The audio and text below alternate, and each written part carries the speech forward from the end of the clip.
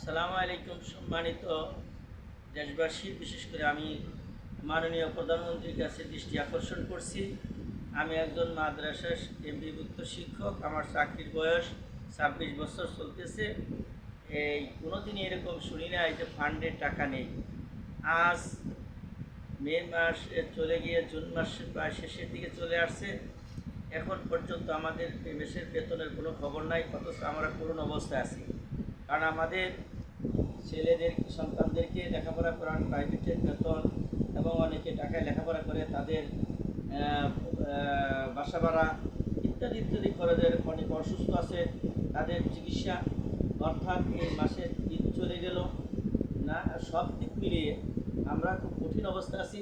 তাই সরকার বাহাদুর মাননীয় প্রধানমন্ত্রীর কাছে আমার দৃষ্টি আকর্ষণ, আপনি দ্রুত আমাদের ব্যবস্থাটা আপনি দৃষ্টি আকর্ষণ করছি যে কী করে এই মাদ্রাসার এমপিভুক্ত শিক্ষকদের এই করুণ অবস্থা থেকে উদ্ধার করবে।